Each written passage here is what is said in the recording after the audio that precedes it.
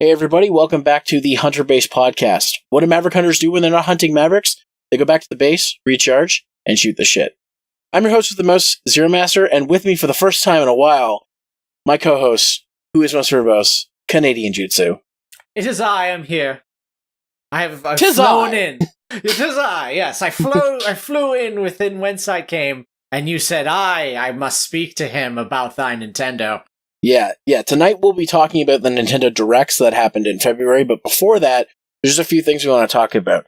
First and foremost, when this video comes out, this podcast, whichever way you're consuming it, this is our 1 year anniversary. Yeah, that's right. Yeah, no. Crazy, eh?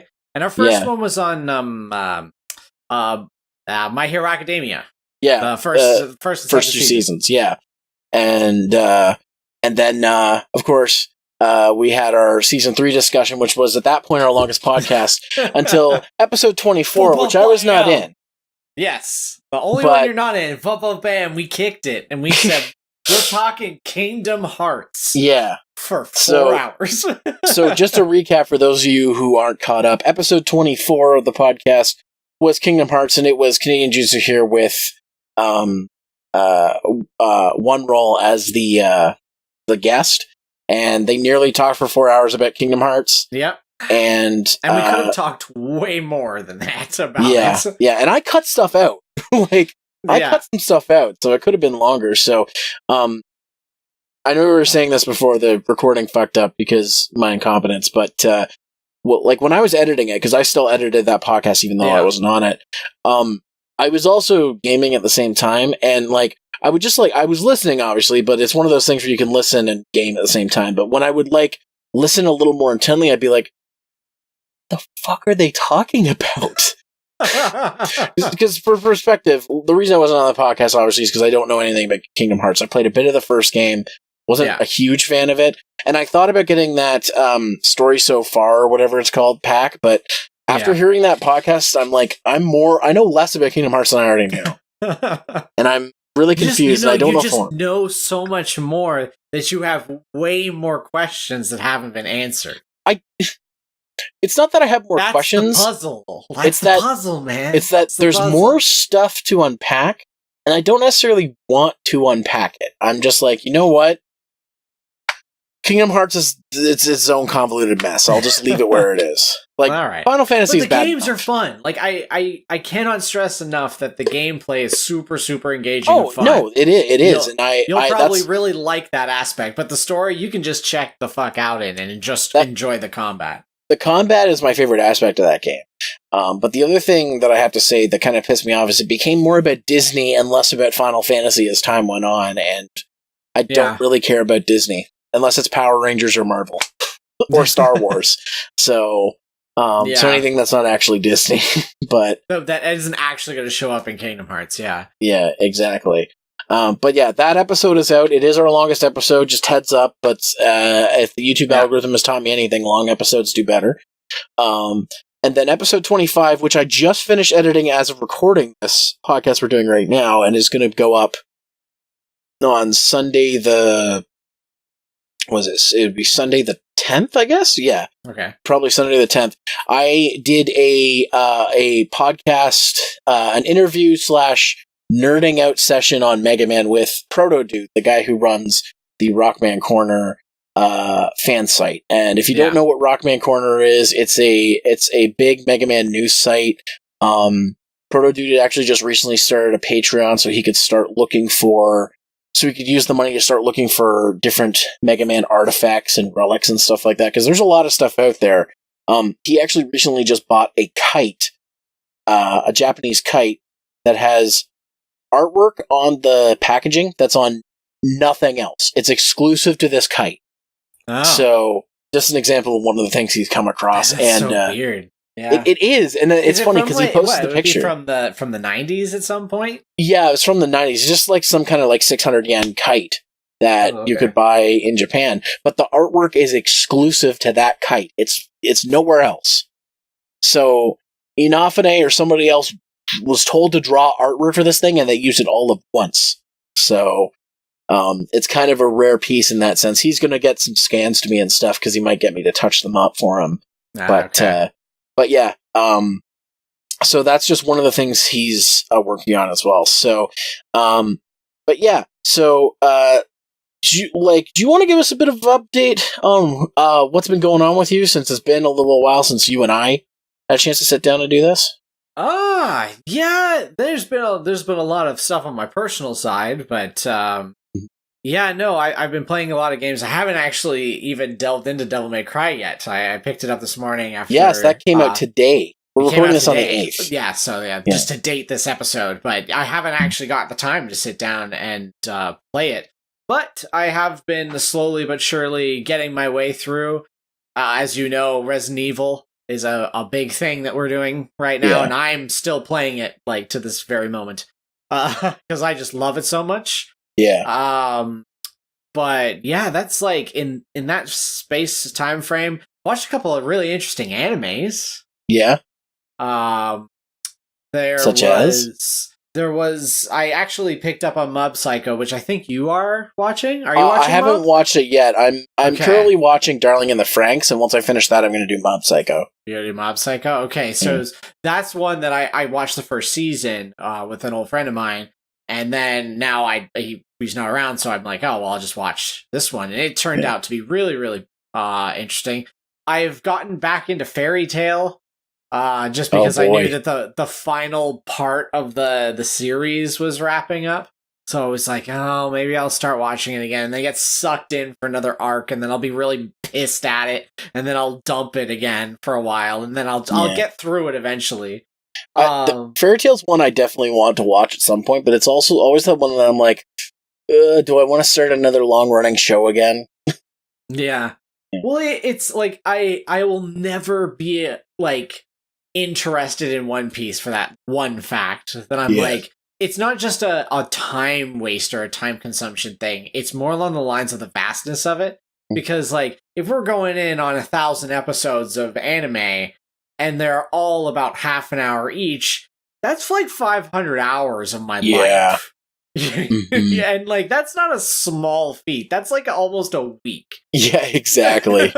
So it's like, I always outweigh, and then obviously the longer I take, the less interested. It's sort of like what I've been doing with Boruto, is I've let it go, and now I'm like, I don't really care that much to, like, really take the time to climb my way back up to knowing what's happening. Yeah, I was originally going to watch through Boruto, but I made this decision that I did with later Naruto Shippuden, is that I'm just going to watch clip compilations or fight compilations online, because if I want the story, there's the manga, there's the, I can look it up, and it's just, I'm just like, I can't commit to another 600 episodes of Naruto. I can't do that now. Like, it's too much.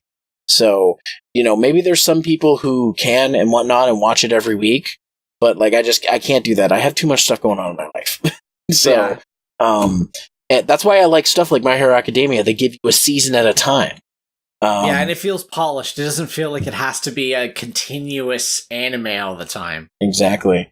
The only thing anime-wise I want to talk about is the first half of JoJo's Part 5 is done. So they're at a point in the story, I'm not going to spoil it, but they're at a point in the story where everything has changed. This is something that happens usually midway through each part of JoJo's. Like, they'll take time to introduce the characters and whatnot, and their abilities and whatnot, and then they'll throw some kind of, I don't know if you'd call it a twist, but they throw something in to completely change how the story's going from that point forward. So it's at that point now.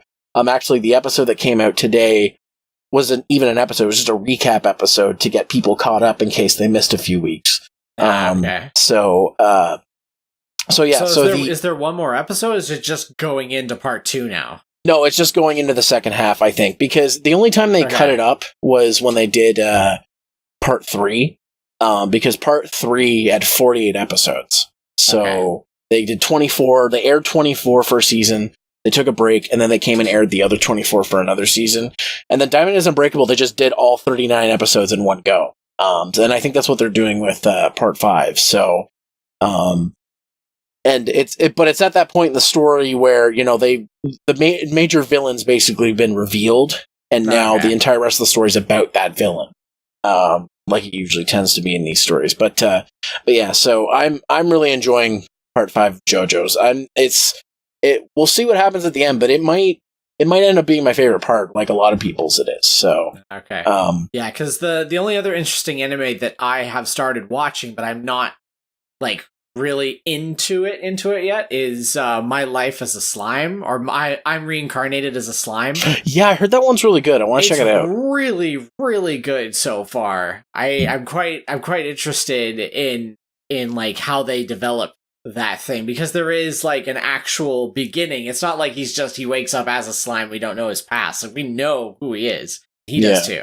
So it's really interesting to see how that, I guess it's the fish out of water sort of setting, story plot that is relatively safe when it comes to most stories nowadays. But it's done very, very effectively. And I think it's just by the first introduction of a dragon, and the dragon is a tsundere.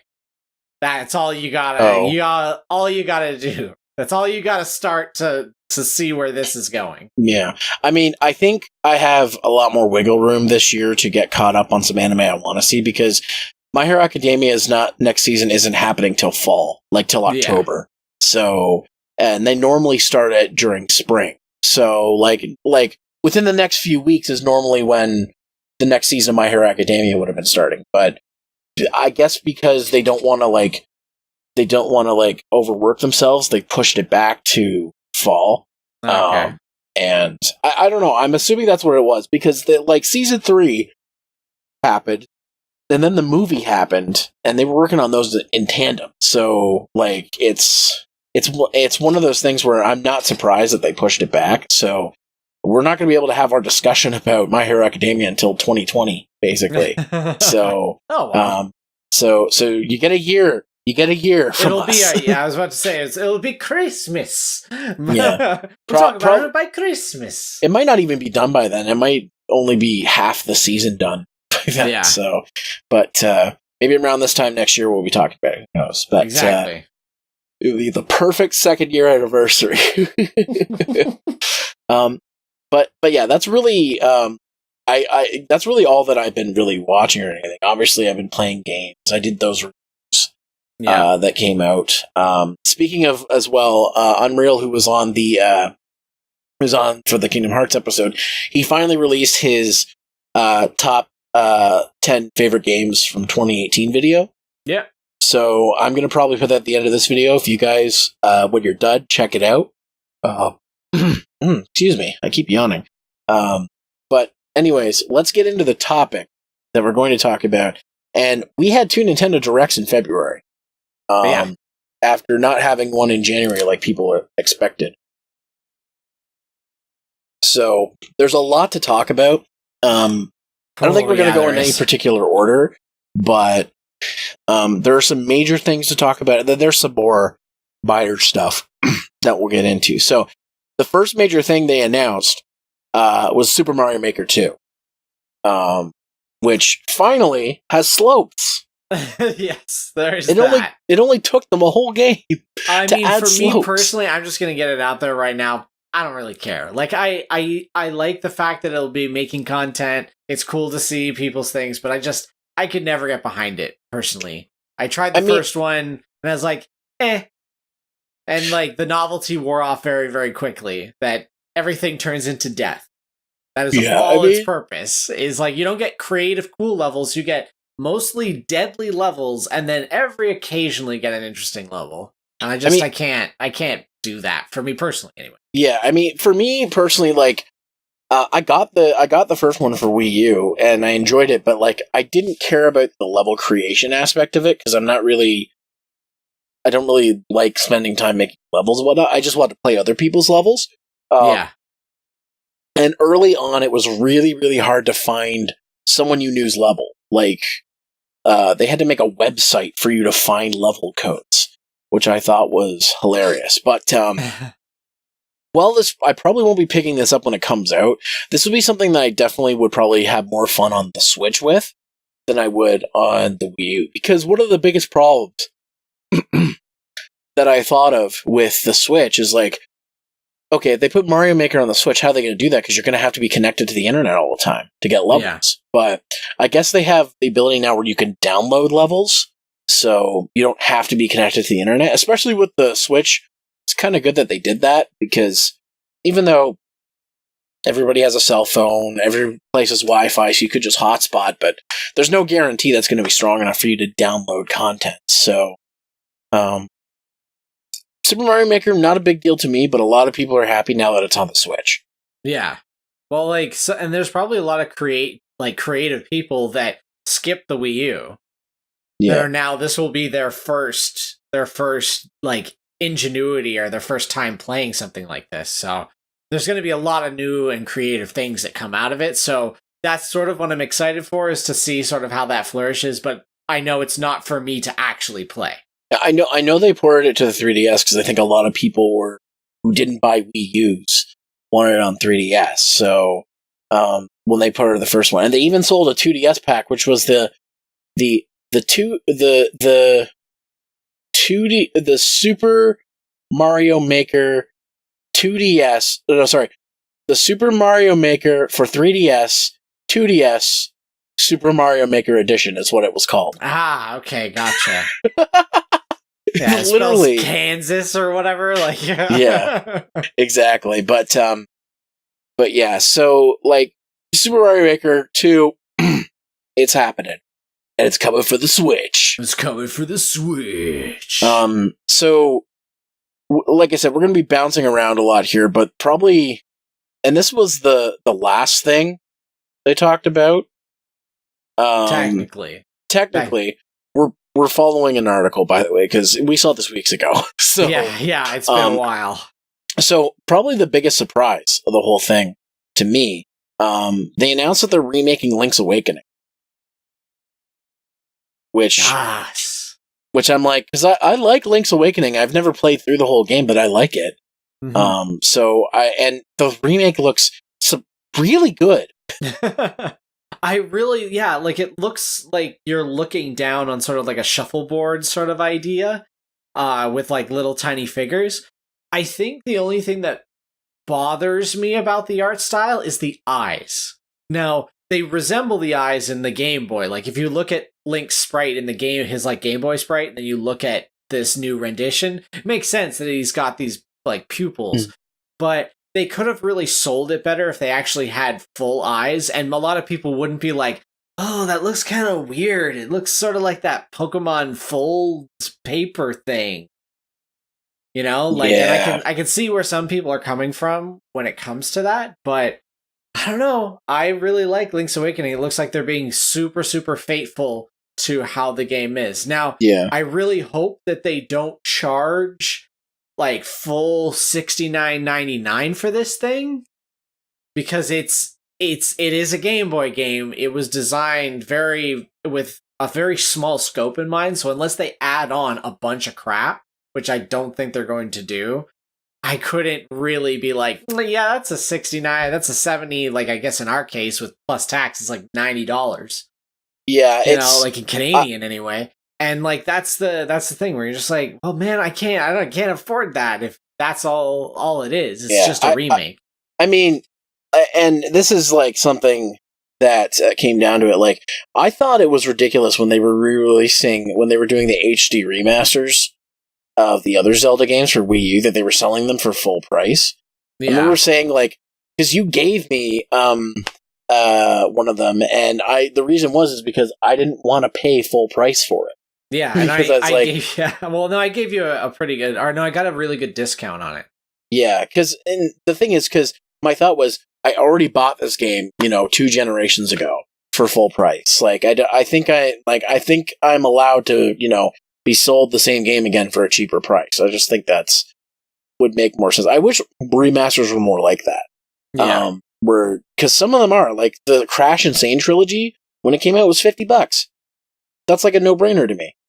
But like, But other remasters like that, like those Zelda ones, were like full price, and I'm like, okay, it's a good game, it's Zelda, it's gonna sell, but like you're kind of screwing the the consumer a little bit. Yeah, they're doing it because of the name brand and everything. Mm-hmm.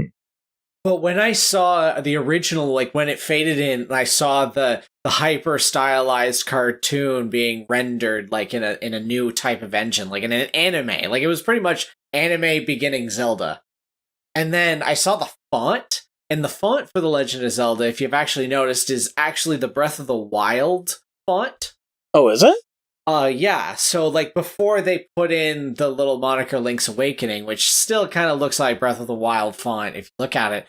I was like about to lose my shit that they had like said, you know what? Remember how we made Breath of the Wild, made this big open world thing? Well, we did that to Link's Awakening.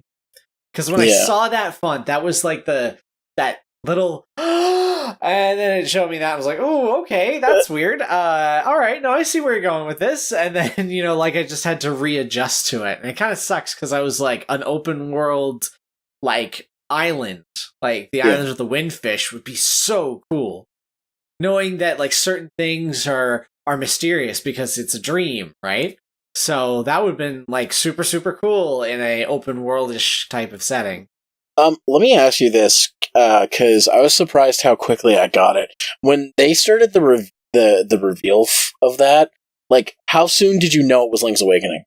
Oh, as soon as they showed the mast. Yeah. The mast with the lightning and the rope and everything. I was like, when they showed the water and the mountain in the background, I was like, no, it can't be Link's Awakening. That's what my thought was. I'm like, Nintendo likes to do this. They like to make us think it's something else. And then when they saw him on the like raft, I'm like, no, this is Link's Awakening. Yeah, it's Link's Awakening. You know exactly what's going on. Yeah, and you're just like, man, that's the thing about that Game Boy game. And I guess it's something to do with just the limitations that they have, that for us, that was like this cool little thing on this little tiny Game Boy screen. That, and then the rest of the game did not look like that. Sometimes you could get a picture, whatever, that sort of depicted a more vibrant picture for like a second or two. But nothing was like as iconic about booting up that game than that little opening. And it's amazing that like as soon as you see it, you see how it's shot and everything, our brains just click into it. Yeah. And any Nintendo fan that plays, or any Zelda fan especially, would know exactly what that is. Yeah, and it's one of those things that I'm like, when I know this is thinking far into the future for the Switch, but like it makes me think, because this isn't the only thing. Like Nintendo's been doing Mario and Luigi remakes recently for 3DS. It makes me think that maybe they might remake Oracle of Seasons and Ages, and then maybe we'll get the mysterious third game that never came out because of limitations. It'd be neat to see it remastered and available in that sense. Who knows? Because there's like, they could do that and then just sell it as a pack. Like they're kind of the idea with, I don't know, because there's not 3 separate games, but like that new Fire Emblem, the one, 3 Houses or whatever. It seems like it was meant to be 3 different games. Just originally, the way it's set up. And now it seems like it's one game and you're able to switch between it. So that's what I'd like to see. I'd like to see the Oracle pack or whatever, and then include the 2 that remasters of the 2 that came out, and then finally like do a remastered version of the one that they couldn't make because of hardware limitations. Yeah. Well, see, what's happening is we have to really start talking about the fact that the 3DS, I don't think it's going to be around for very much longer. Yeah. Just by seeing things like Pokemon and Fire Emblem, Nintendo's biggest handheld market, right? The biggest games that draw people to their handhelds, Pokemon and Fire Emblem. Here in the States, Fire Emblem has had a very slow start, but in Japan, it's a big fucking thing, and that's their consumer base. That's who they create for, and then they also create for us, right? I just picked up the Super Nintendo sequel. Like they did when I was at Retro Game Bros, they had some repo cards, and somebody had made one with the translation of the second Super Nintendo Fire Emblem game with a battery backup. So I've got the 2 Super Nintendo Fire Emblem games now, which I plan to play through eventually. It's just finding the time.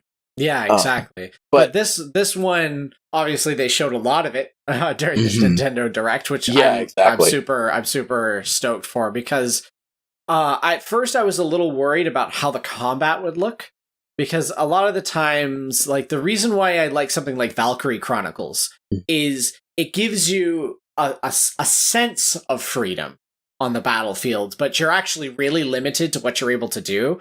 But it makes you, like, when you look in that perspective, you go into your soldier and you move them, like, individually and stuff like that. It gives you the sense that you're not going from grid space to grid space. Yeah.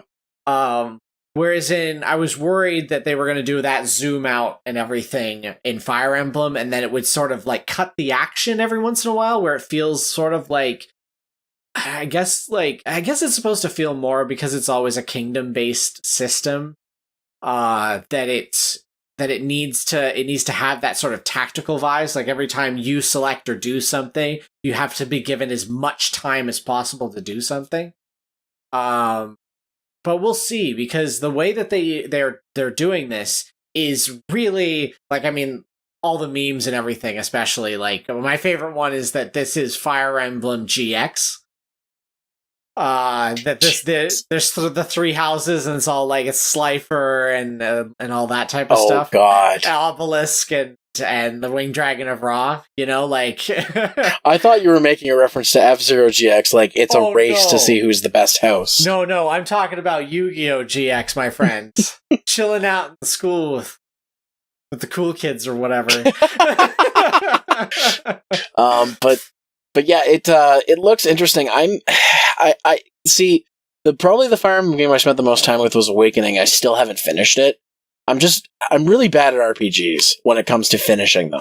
Yeah. Like, I'll get to a certain point and then I'll put it down because I got to do something else, and then I'll forget about it. So I want to play Fire Emblem games. I just need the time, and I probably will pick this up anyways. I missed out on the 2-packs game, Birthright, and whatever the other one's called. Oh, Conquest. Yeah, and then the remake they did for 3DS I wanted to get, but I missed out on that one too. I was corrected. It was Fire Emblem 2, I believe. Yeah, the remake of the second game, because I wanted that, but I was like, at the time I couldn't afford it. So, and now it's hard to get. That one, for anybody that's interested in old school Fire Emblem, before there was all the compassionary systems and the team ups and everything like that, you should go play that one. It's artistically amazing. Like, they actually changed a lot of the look in the game to be very stylized, to sort of like anime from the era that the game was created in, which I think is really, really cool, just with the shading and all that type of stuff. Yeah. And it's just a basic turn-based RPG, you know, like unit-based RPG, and I was quite impressed. Like, if you're interested in that old school stuff, definitely play that remake. Well, yeah, because I've got the 2 Super Nintendo ones now, and I want to play through them. But yeah, I've always been interested in the older Fire Emblems when I started researching them, when the series started getting big over here. Still waiting for that Fire Emblem card game, but it's never going to happen. I mean, some people are really, really enjoying the mobile game. I know. Yeah, I've heard that one's good too. So. Yeah. But yeah, I'll probably pick this Fire Emblem game up just so I can say I have it and it doesn't become scarce like all the other Fire Emblem games become. Yeah, exactly. Because like I missed 2 entries and now I can't find them. So I'm probably just going to pick this up. Even if I don't play it for a while, I'm going to pick it up and so just say I have it. So when I want to play it, I can. Yeah. So yeah, we got to see more of that Fire Emblem game, and it looks really good. Actually, I do want to give it a shot. So. It reminded me very much of, and it sounds weird, but it very felt like Persona in a slight way, that not only are there the major missions that you have to do, but it seems that you also have to train your units and spend time with them and, you know, increase their bonds with one another that way, which I think is it's a unifying thing, right? That you actually, in your cast of characters, you sort of build a bond with one of these houses. And, like, by helping them through those things, and then obviously doing the main story quests and everything like that, I'm really interested to see how the story changes, how, like, when I do a second playthrough and I decide to do another household, how I feel about having to maybe kill the people that I actually went through the first game with. Like, that could be really interesting, because that was the real pull of Birthright and Conquest, and I really like that about it. that it felt like there was two separate sides. Now, in retrospect, looking at the whole story of the conquest and everything like that, it really should be like this game. It should be all in one. Yeah. Because the story isn't complete without it. But I like that mechanic of the next time you play the game on the reverse, you're killing some of the people that you may have had a relationship with in a past or distant future or whatever. Yeah. Or however the game discerns time, because it loves fucking with time for some reason. But this one looks really, really interesting. I like its look, I like its style, and it's looking better and better and better every time we see it. Yeah. So, and I have a lot of catching up to do because I've got the two SNES ones, I've got the DS one, and then I've got also Awakening as well. So I've got a few to play through. But yeah, Fire Emblem, always been interested in it. I like tactical RPG, so I'll probably play this one. So a couple of other things. They showed off a new Platinum Games game called Astral Chain, which actually looks really good. This looks super cool, dude. Yeah, this is obviously the team and the director, one of the directors behind Nier Automata. So it's like, what could go wrong? What could go wrong? Like, exactly. I mean, it could feel budgety, but if it's still like it's supposed to come out in August, eh? So it's still got a lot to cook on.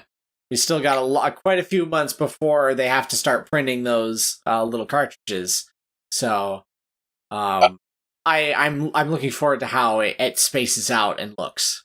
I just love how it's like a mix of Nier and hyper techno JoJo's, basically. See, that's the thing is when I first saw it and I saw the police uniforms, my initial instinct as someone that played a lot of Metal Gear Solid was that was police knots. Yeah. Because I saw it and I was like, what the hell? And I was like, who is making this? What is this? And it looked like police knots with their armor and everything. It just looked very hyper stylized like it is in some of the police knot comics. Yeah. Or manga, actually. And it's like, wow, okay. And then it's like a completely different IP. And I was like, oh, wow, they pulled me for a loop there. Yeah, it would have been cool if they did bring back Police Knots somehow, but I don't know. Police Knots is one of those games that kind of exists on its own, like Snatcher. Yeah, and it would be Konami, and it wouldn't have Kojima or anything behind it. It's sort of like if they did another Zone of Enders, you'd just be like, no, I don't trust you, Konami. Yeah, exactly. But either way, the game looks good, and that reminds me, I need to play Police Knots. I really need to. It's a weird but fun game. Yeah, it's Kojima. It's Kojima, yeah, exactly.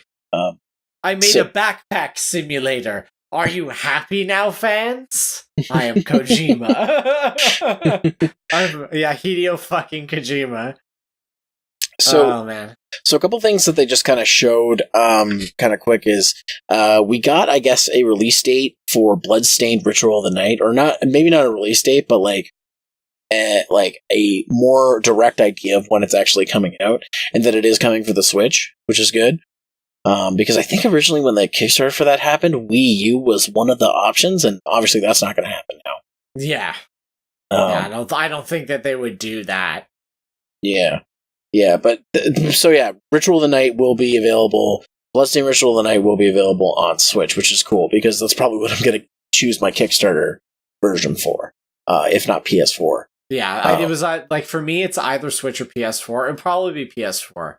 Yeah, because I did like, especially if it has maybe some bonuses for having Curse of the Moon on your PS4 or something like that. Like it unlocks a special costume or a special something. See, then I was like, oh, I got it on PS4, so I should just get this on PS4. That's part of why I'm thinking of not changing my pledge and just keeping it on PS4, because that's what I got Curse of the Moon on. So okay, yeah. Even though I wanted it on Switch, but I didn't have a Switch at the time. So, but yeah. So, just another thing they talked about. A couple of demos came out. Demo for Yoshi's Crafted World came out. Yeah. That game is coming out on my birthday. It is, yeah. And you know what? As excited as I am for it, I still haven't played the demo. I think it's because it's just one level, and I'm just like, You'll get to it. Like, I'll get to it when I get the game. I did, however, play the demo for Daemon X Machina, which is a game I've been really hyped for. Mm-hmm. And here's the thing. So I played the demo, I streamed it, and I liked the game, but it feels like it's not nearly as fast-paced as the trailer made it out to be. It feels like a mix. I was expecting more Virtua On and less... Oh, what's the thing I compared it to? And less of something like a... Like Madcross or Chromehounds or no, Armored Core? I didn't. It wasn't another. Armored Core is super fast. It wasn't another mech game. I'm trying to remember what I said when I was talking about it. But I remember the combat feeling slow. There's a couple mechanics that I didn't understand. Maybe because it was a demo. Like there's a button to get out of your mecha, but I couldn't figure out how to get back in the mecha, even though I was pressing the button that says "get back in the mecha." Oh yeah. So I don't know if I was just doing it wrong or what. You can run out of ammo, which is something that I like. Okay, I get it. Run out of ammo, whatever. It's probably my fault. But a lot of those games that I played, those robot fighting games, they just give you unlimited ammo. So that's what I was used to. So that's what I was expecting. So maybe there's a way to change that. I don't know. Either way, I'll figure it out when the game comes out. But I'll say, like, after playing the demo, and I know a demo doesn't speak for the whole game, but I'm just like, I'm not as excited for it as I was, because I feel like it's not what I thought it was going to be. Yeah, no, I second you on that. To a degree, I didn't have as much trouble as you did when I initially played it, but yeah, there's a clunkiness to it that I'm not quite. I can't put my finger on. Yeah, because I don't mind. Like I'm used to like Armored Core would always have one gun that was unlimited and it'd be like a wrist shooter or something like that.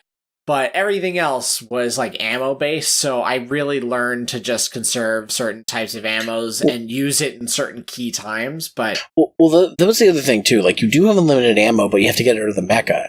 And then once I got out of the found ammo and I want to go back to the mecha, I couldn't get back in because I guess I was doing something wrong.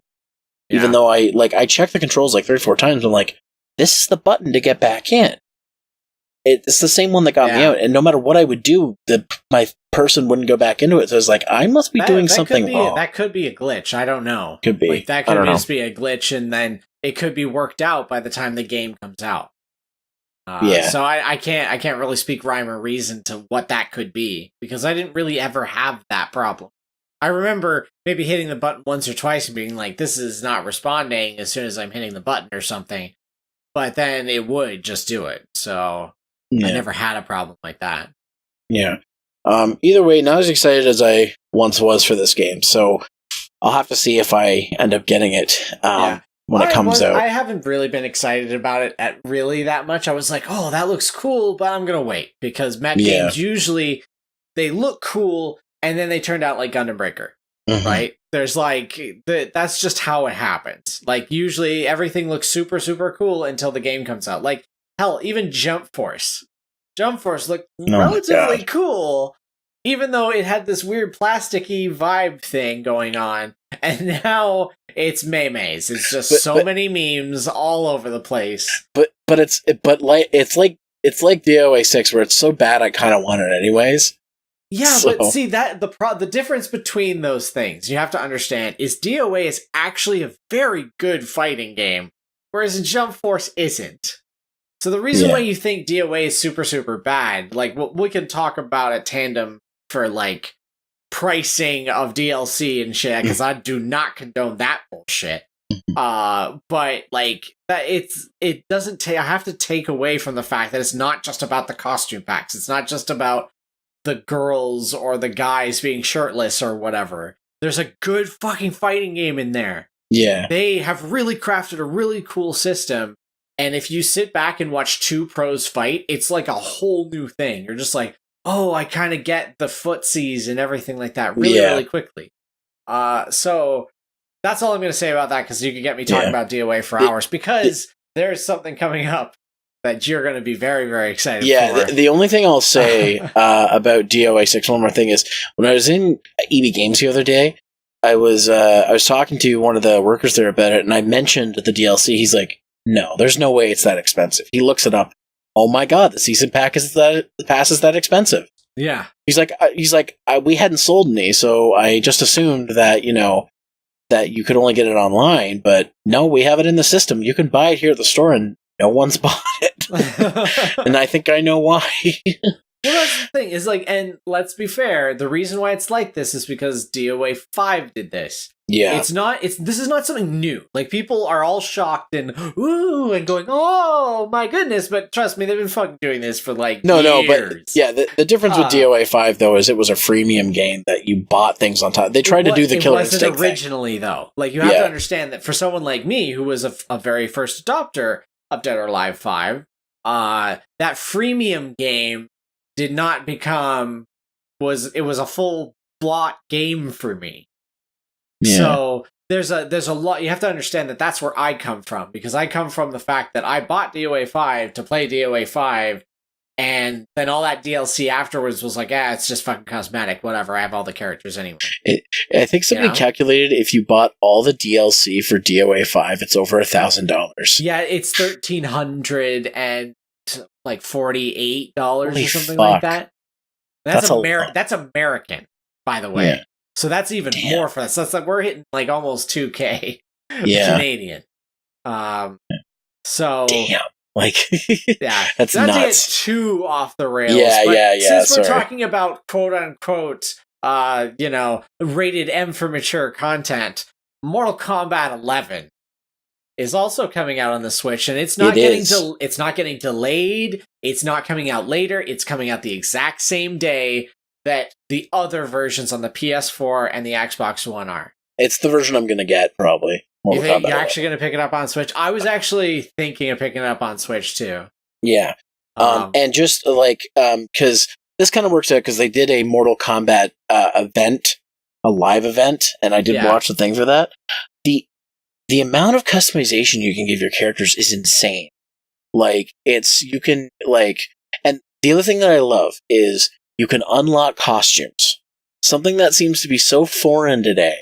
But, like, you can unlock costumes by doing the towers. And I think that's really cool. And you can, like, just the amount of stuff you can do for each fighter. It's like, do you want Scorpion to have his classic costume, but have his eyes from his Mortal Kombat 9 costume? You can do that.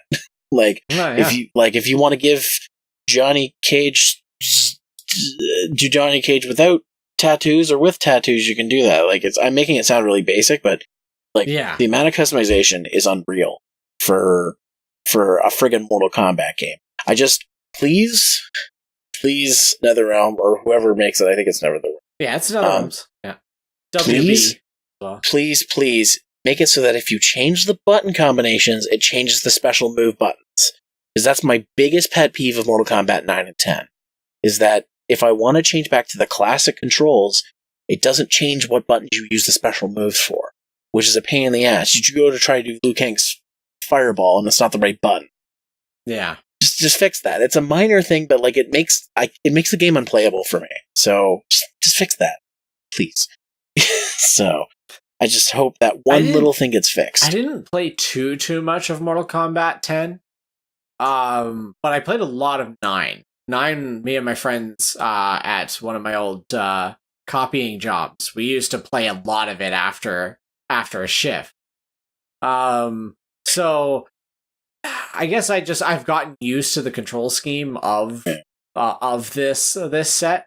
But, like, man, I'm pretty stoked for Mortal Kombat 11, especially after Johnny's fatality. Oh, yeah.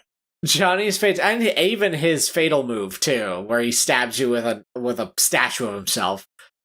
Yeah. That's awesome. You're just like, and then just at the end of that wonderful fatality, which I won't ruin, please go out and watch it, he flips you off. That's the only thing. Like, you look at it, and he's just full on just booming right in your face.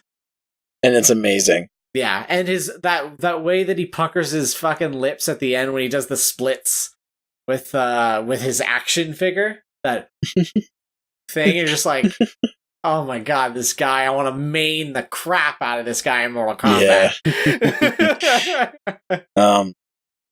But speaking of stuff on the Switch, and this one's going to be, I guess, exclusive to the Switch, Marvel Ultimate Alliance 3 is coming out for the Switch exclusively, which I find crazy because Wolverine for Smash. Wolverine for Smash. I mean, that's the next step, right?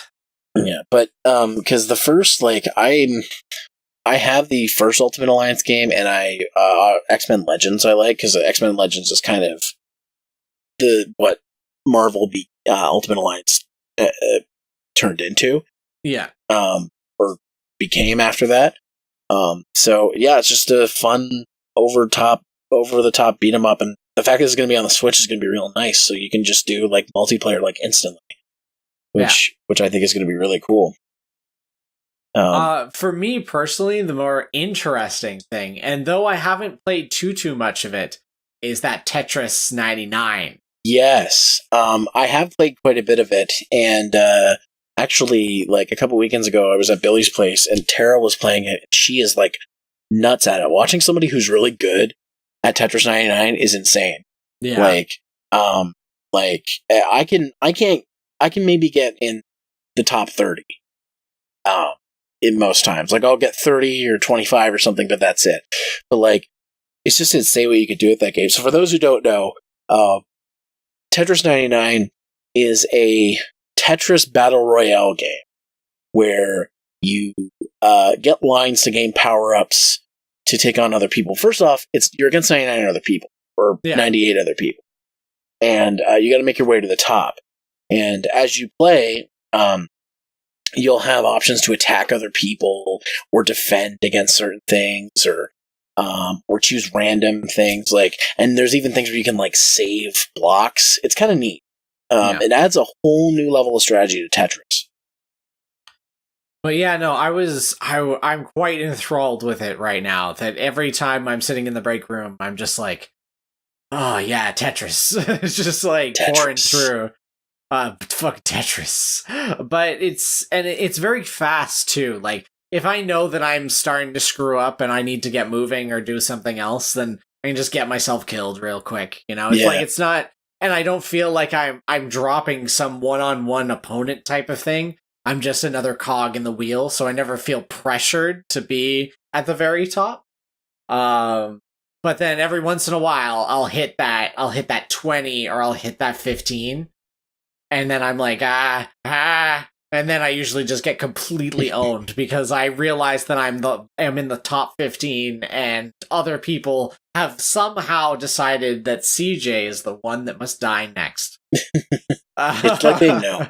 Yeah, they know. They're like, it's like the algorithm of YouTube has figured its way into Tetris 99. So delete time. So a few other things they showed off was, first and foremost, there's this game called Box Boy. They have announced a sequel, Box Boy and Box Girl, which is just one of those like indie style puzzle platformers. Yeah. It's not a big thing, but I figured it's worth mentioning. Finally, the wait is over. Because Final Fantasy IX's on the Switch. Yes, it is. Woo! After that huge announcement and it getting like the shaft. No. Well, no, you're thinking of Final Fantasy VIII. Yeah, 8 that's true. Got completely booted. Like, it, for some reason, I don't know why they aren't making HD versions of 8. Part of me feels like maybe that at some point they were thinking of like remaking it completely. Like, really, like, sort of like a modernized version of 8. Well, it didn't stop them before from re-releasing Final Fantasy VII on every platform. Yeah, but at least it's still the same game to an extent. And then that's that. And it's sure to sell because everybody loves 7. But not a lot of people, like, some people picked up 8 thinking it would be like 7. But then they realized it was not like 7. It was just not. Yeah. And that's why a lot of people everybody hates it because they never really gave it a chance because when they were kids or when they were young adults, they just sort of thought, wait, this isn't the Final Fantasy VII game that I love. What is this? And then when they matured and got older and then 9 came out, they were more open to a more traditional system. And then a lot of people liked 9 because of that. So just a fun little story. The first Final Fantasy game I played was 8, and then, but I was borrowing it from someone, and then when I got 7, I thought it was 8, and then I was like, this is not the game I played. And I played a little bit of 7 and then got frustrated because I won't get into that story. Corrupt data, memory card shit. Angry PlayStation. Yeah, hopefully that doesn't happen on the PlayStation Classic. I'm watching you. But just another thing. They announced a new DLC for Captain Toad Treasure Tracker for Switch. It's going to have co-op. Not expecting. I think the co-op's free though, isn't it? The co-op is free, and then they're adding new levels that you can buy in level packs, I guess. Yeah, or like a season pass or something like that will give you them over the course of the next little while. Mm-hmm. Which I wasn't expecting DLC for Captain Toad. Like especially after they re-released it because it was on the Wii U originally, right? So it's interesting that they're continuing to support this. I guess maybe there's something in the market for this type of puzzles, right? That some people just sort of like little mind puzzles and then they go about their day, so they really enjoy this. So that's why they seem to be producing more of it. But I was not expecting that, which, you know what? For the people that like that type of stuff, all power to you. Those games always feel like little mini games in bigger games. Yeah. For me personally, anyway. Yeah, there's a couple of other things. Hellblade's coming to the Switch. Don't really care too much about Hellblade, to be honest. I haven't actually tried it. Like, a lot of people say it's super story-driven. It sounds really up my alley. But I haven't actually put it in yet. So I maybe because it's on the Switch, maybe I'll dive into that. Oh, just a quick little cock block. The thing that everybody thought they would hear about, Super Smash Bros. Was talked about for literally 5 seconds. Yeah. Oh, well, no, they had look, there's a giant update happening in March. Isn't that cool? Or sorry, spring. Spring! That's real. Stay tuned. I'm Sakurai. And everybody else was like, but what about the DLC character? Spring! But then it's like, look at this idle animation of Joker from behind, because we haven't finished his front yet. Oh, boy. You know, like, there was that. They did show him. They showed his idol, like, in-game model. They didn't show what he could do, but I have a feeling they're saving that for another Direct. For another straight-up Smash Direct. So, and then they'll be like, available later today. Another game, this one feels like a blow to the people who already bought the game. Dragon Quest 11S Echoes of an Elusive Age Definitive Edition got announced for the Switch. And here's the thing, because I've heard people's complaints, especially about the soundtrack in the North American version, because the North American version got not a MIDI, but like a synthesized soundtrack, while Japan got an orchestrated one for some reason. I remember Stop Skeletons from Fighting, Grace from Stop Skeletons from Fighting made a whole video talking about how she was upset about that and why the overuse of horn instruments on someone's keyboard. So it's gotta really hurt to be like, I supported Dragon Quest 11 and now they're releasing it with the proper soundtrack and more content. Not even a year later. Well, but that sort of goes in the model of Dragon Quest a little bit. They have sort of done that with a lot of their Dragon Quest games. Like, you think of 8, you think of, like, hell, even 9, I think, and 10 got it too. They get these re-releases like a year or 2 later on a different platform normally, right? So normally it would be like, oh, it's on the 3DS now. Well, this time it's on the Switch. I think that if you, like, I didn't actually go out and buy it. I wanted to get it, but I said I have too many RPGs on my plate right now because I was playing Octopath and all that. So I was like, I just can't afford it. Plus, I have so much time that I need to dedicate to other things. So I'm glad that I didn't buy it because now I have this. And it looks like it's going to be cheaper than it was originally when it first came out. So, it makes me want to try to get it too, because I didn't get Dragon Quest 11 when it first came out, but I wanted it. So maybe I'll pick it up for Switch. So it's going to be out with extra content. With more content, that content looks pretty cool. Like, if you can play the game completely in 16-bit, that's pretty freaking cool. Yeah, that is pretty cool. Yeah. And of course, they also talked about Dragon Quest Builders 2, which has always looked really interesting, but I'm just not a big fan of the building aspect. Yeah, I don't know. It feels, it has always felt this way. It always felt like a cash into Minecraft, like just straight up, like not even trying to be different. I have heard from people who have played Dragon Quest Builders that, have said to me, it's more than just Minecraft with RPG elements. Like it's a big adventure and whatnot. And I'm like, I totally get that. I still don't really care about it. Yeah. Well, it's sort of like me saying, like, Rune Factory isn't like Harvest Moon, but I still need to do as much farming as I would have in Harvest Moon. Regardless of what people say, just because you can go out and kill a monster does not mean. I'm glad you brought up Rune Factory, because Rune Factory 4 for reasons. I was about to segue. Yeah. I was about to segue into it. Not only is Rune Factory 4 one of my favorite Rune Factory games that are out right now, is getting remastered and put on the Switch, is super cool. Sure, awesome. I'm glad that it's getting representation. And then they're just like, wait. Also, Rune Factory 5, we're making it.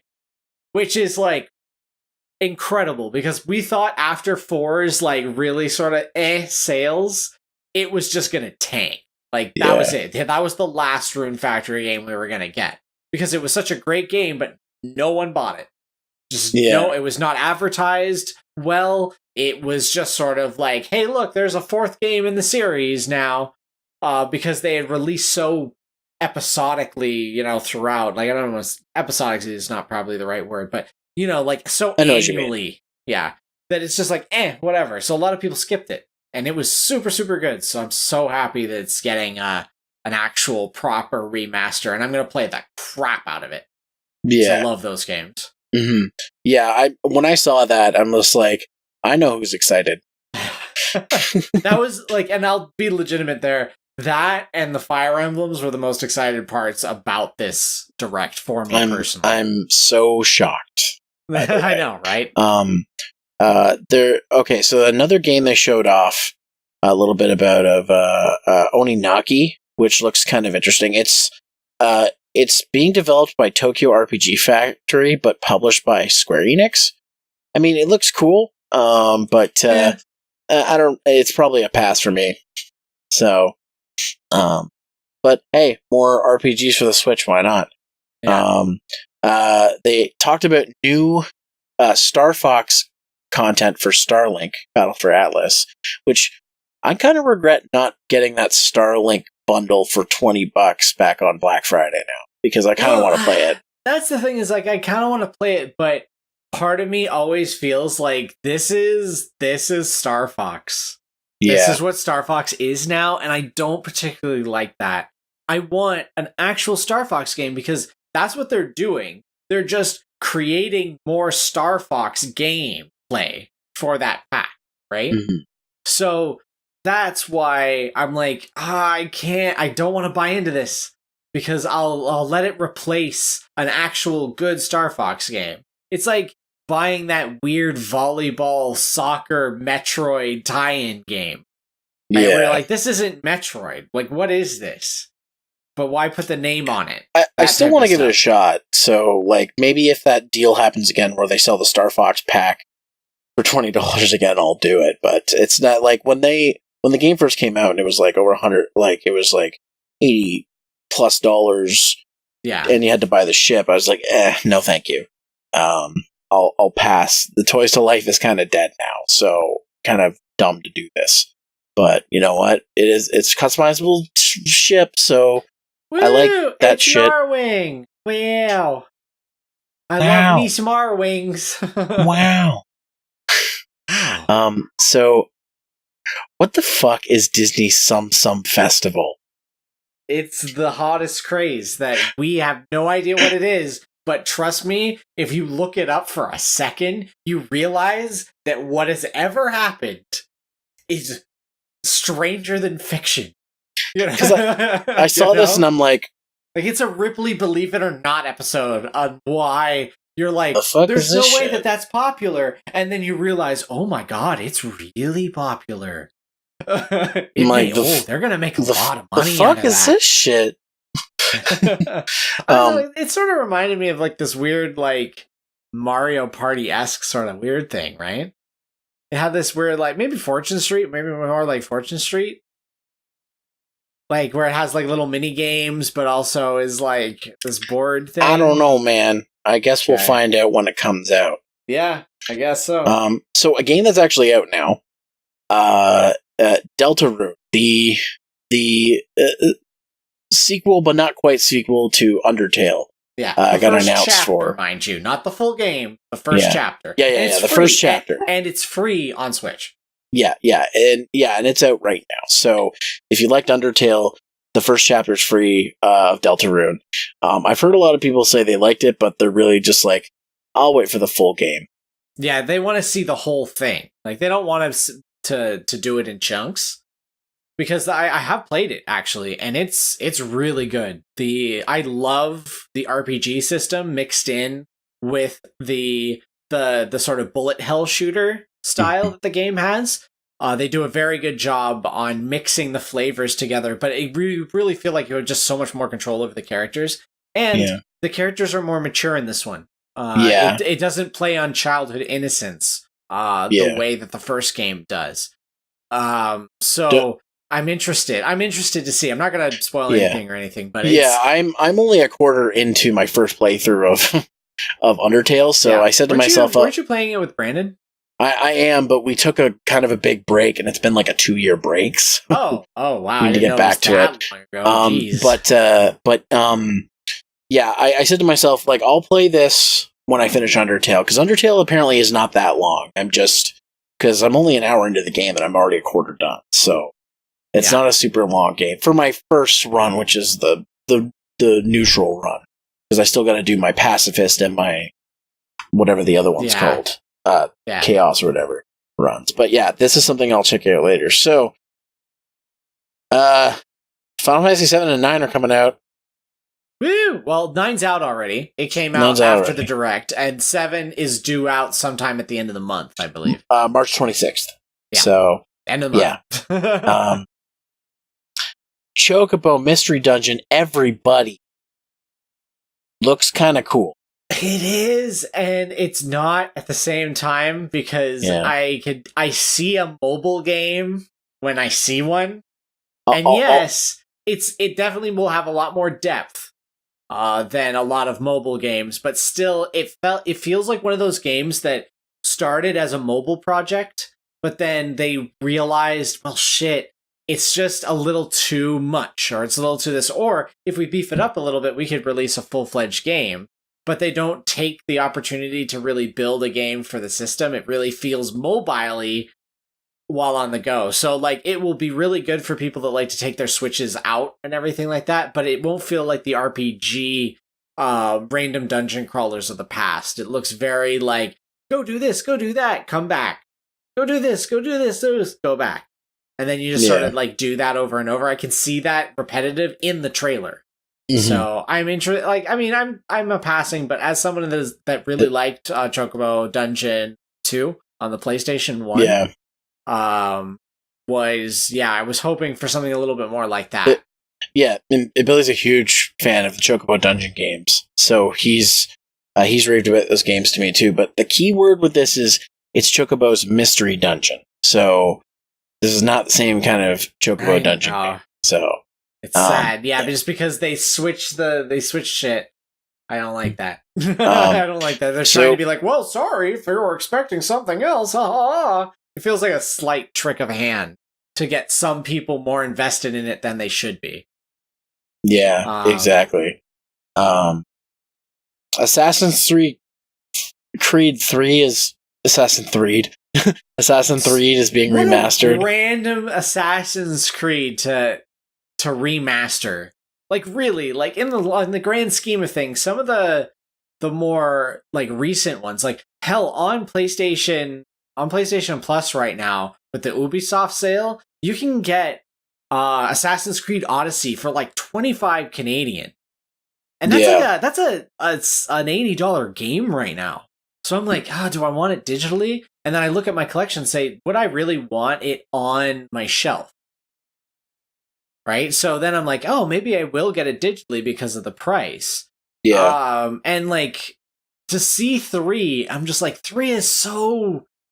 It was so bland compared to like some of the games in the Ezio trilogy. And the other thing too is like we already got a Nintendo version of 3 on the Wii U, and that could be the reason why though. It's like they updated the Wii U version and moved it over to the Switch. The reason why some people preferred Assassin's Creed 3 on the Wii U is because the fucking map was on the Wii U screen.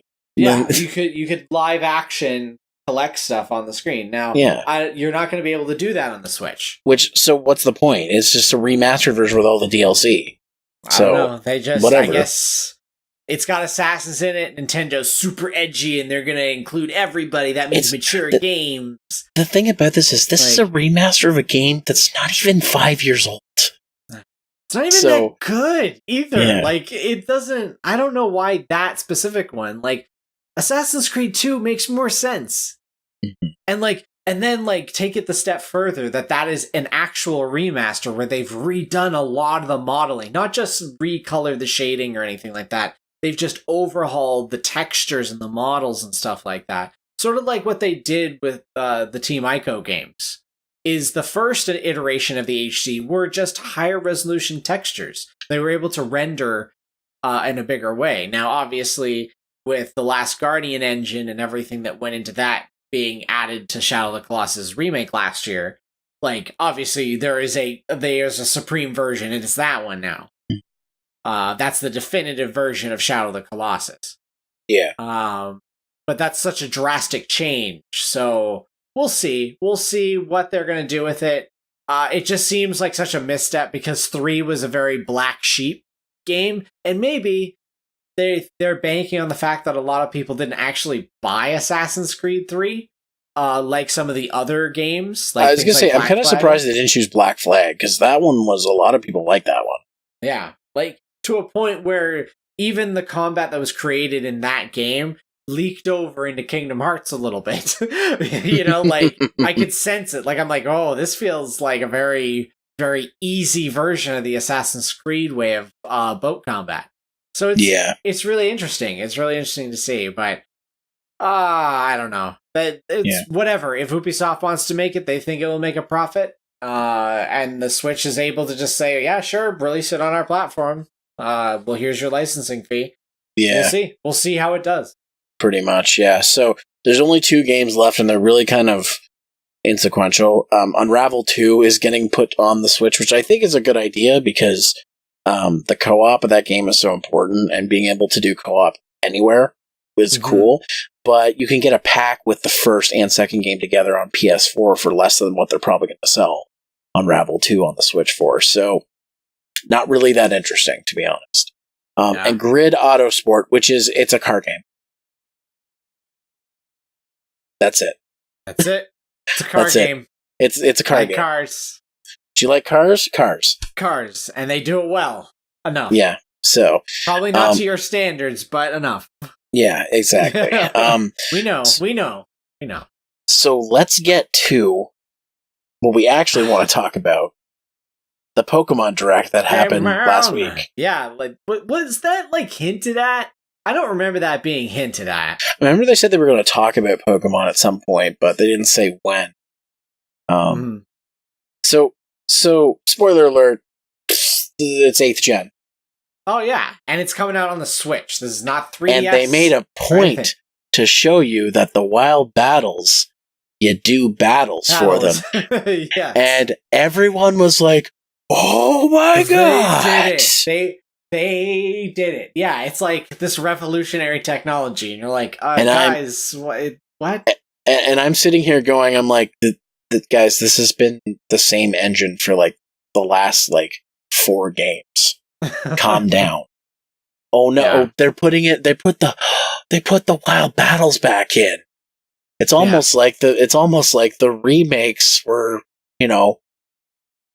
probably a test to get people who play Go over to Pokemon.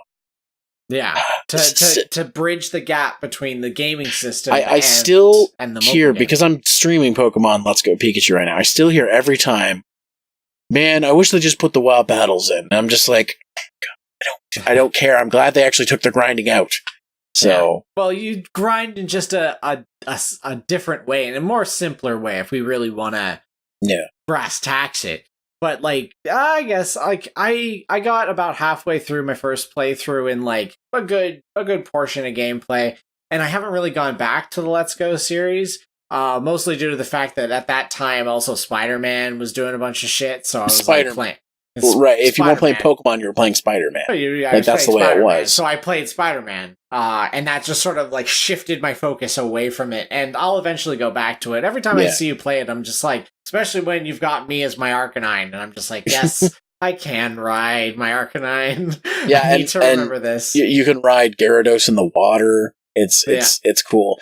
I hope stuff like that comes back, and but the thing that's really great about this is it was a short video. It was only 7 minutes for this direct, for this Pokemon direct. Yeah. But they basically show the new Galar, is it called, or Galar region? I can't remember the name of it, but it's basically Scotland. Yeah, it's pure straight up Scotland. And I am loving the memes with the female Pokemon girl, like talking like Brave from the Ralph 2 movie, like an angry like Scottish woman. And I've already decided, because I will be streaming that game when it comes out. Not my main file, but my stream file's character name is probably going to be something like fucking Slag or something like that. Yeah. Oh, it's fucking Slag. Then. Boy, Slag, you ready for a cheeky Pokemon fight? Is Pope Catholic, you cheeky talk. Yeah. There's a lot of C words thrown around in that old talk. We should be careful. And it's funny because people are saying, so Australia's next, right? Oh, man. Yes. All of the yes. So we don't get a very much. We just know what the region is. We get to see the 3 starters. Mm-hmm. Which I am totally in love with Gringoot, that little monkey man. Bunny's fine. I'm picking Score Bunny. Yeah, and me and my leaf starters. I focus on them quite a lot. When I saw him, I'm like, I already had a grass monkey. So I was like, okay. But, it's Pokemon, so this is something where they made Woobat, even though Zubat and Golbat and all those exist. Yeah. No, because there's just different bats. It's a Woobat instead of a Golbat. I'm going with Score Bunny, not just because it's a fire bunny, but also because the memes that people think it's going to be another firefighting, which would be hilarious if it was. Or 2, if the final form's a big fat bunny, and I can either call it Big Chungus or Big Buck Bunny.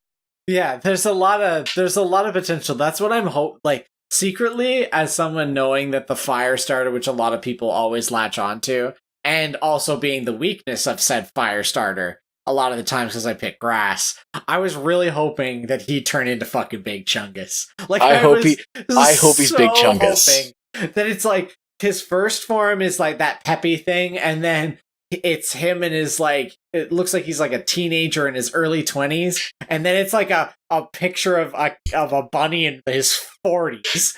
It's just like he's let go, his fitness is gone. Did you see that picture that got posted in my Discord server where the first form is Score Bunny, the second bunny is the second form is the Nesquik Bunny, and the third form is Big Chungus? Yeah.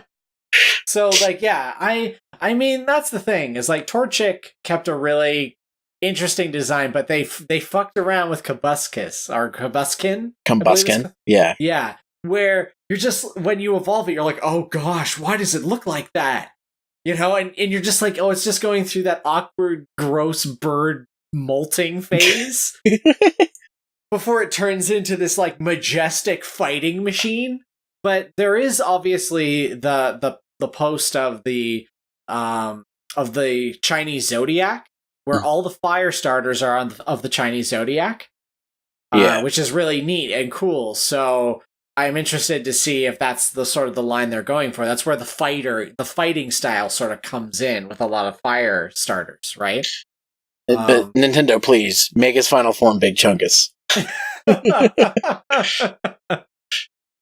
Oh man, I really want that. I just want to say for a minute, like when they showed the map of the new region, I was like, first of all, like there's mountains in the north, and it's just like a straight line going down with like, you know, the big like London-esque town and you know the plains and stuff. It's a really cool looking map, and usually I don't pay too much attention to Pokemon's map, but this one looks really cool. I'm really excited for getting to explore this world. Yeah, I really hope they keep the camera that's in Pokemon Let's Go, where it sort of zooms into the more important parts, really giving you like a proper vista. Yeah. And I hope it does that a lot in the game, especially because this is supposed to be the flagship new 8th gen Pokemon. So introducing that and having like interesting areas that make it look like it's big and lived in is very important, because they have the technology and the power now. They can't hide behind the 3DS's limitations or the DS or whatever. They have a console power. Because I'm glad you brought that up, the camera, because there's two things that disappointed me about the 3D Pokemon games on the 3DS. One, the camera is usually locked, and it's usually not the best place it's locked at. And two, those games were on the 3DS, but things that I thought were going to be really cool 3D scenes just weren't. Like, in fact, like, they tried to be amazing, but it was like a stagnant paint background. Just for example, whenever they do the cutscenes of going into a gym, they do this zoom in thing, and I'm like, that would be perfect for the 3D. 3D's disabled. I'm like, then why did you make it on the 3DS? Yeah. Like, why did you bother with 3D in the first place? Yeah, why did you bother putting 3D on I think Nintendo has figured that out. Yeah. They figured out that some of this gimmickiness that they were trying to sort of spur the Wii again, right? To spur the idea of, look at this like really interesting and gimmicky thing that changes the way we play games. And then it got a lot of people into doing it. But we're now starting, like, for a while there, that's what they were just trying to do. They were trying to be weird and gimmicky with it. And it turned out that going back to their bare bones with one slight altercation to make it like your portable systems, and then boom, you have the perfect system. The Switch is selling like crazy.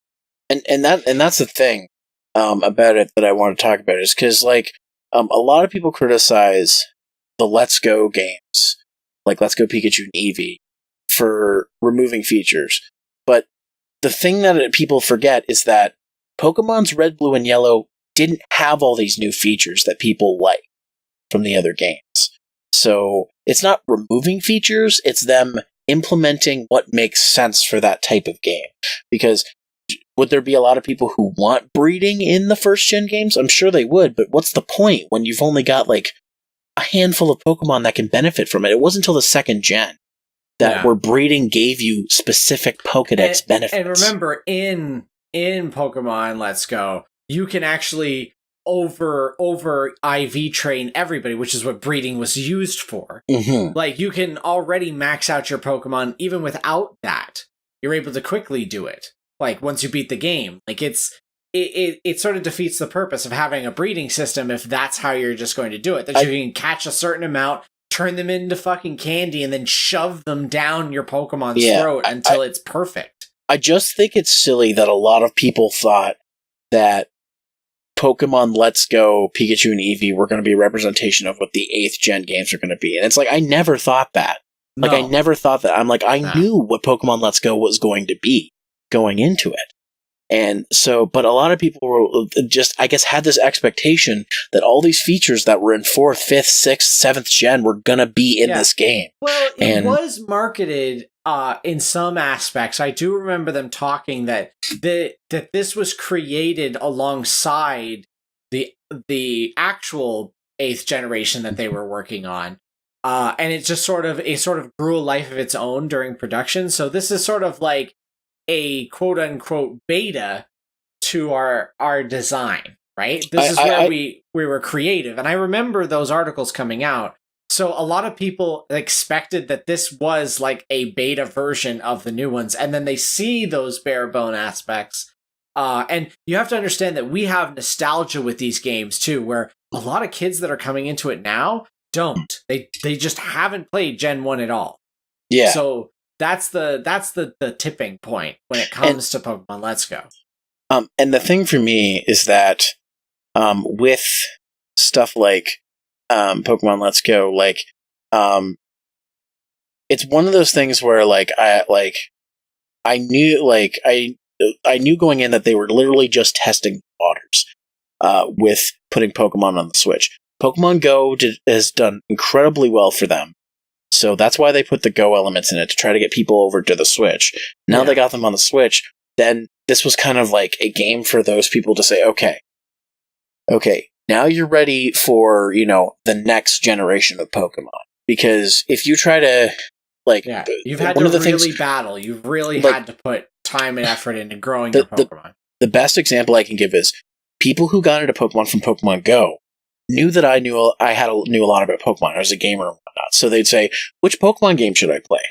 And before Pokemon Let's Go came out, I'm like, well, just a heads up, it's not like Pokemon Go. So I would never recommend anything newer than 4th gen. Because if I did, I knew they wouldn't play it. So I'd say, I would recommend something like Omega Ruby Alpha Sapphire, for example. Because they were remakes of the 3rd gen games that pretty much kept the mechanics of those games and only added a few extra things that were part of the X and Y engine. And there would be lots of Pokemon in it that you would recognize, but you would still get a new experience with new types of Pokemon. Exactly, and that's specific, and that's what I took away from Let's Go as a remake. It's a remake of a game from 1995, so it's not going to have all these things in it. But I guess people's expectations were that exactly what you said. People thought that this was going to be, because this was their trial run of Pokemon on the Switch, they were going to get the same quality as a full-fledged game, right? That this was this was a beta of what the next game will be, and they were worried, saying, if this is what it's going to be like, what the hell? I don't know if I really want to play that, because some people do look at it as a step down. So that's why showing it off and saying, no, it's going to be like all the originals is really important. And that's why I think specifically they showed it off in that way, because I think a lot of people got confused with the Let's Go Pokemon games because of that specific reason. But either way, the games look great. I can't wait to see more about it. Big Chungus, please. Is all I'm saying. So, though I do want to, this was a question that was brought up, I believe, just in the River City Gamers one, but also I kind of wanted your own opinion on it. Is the next thing, I think it was also on your stream too, in the next one, do you think that we should get something like armor or weapon enhancements for our Pokemon?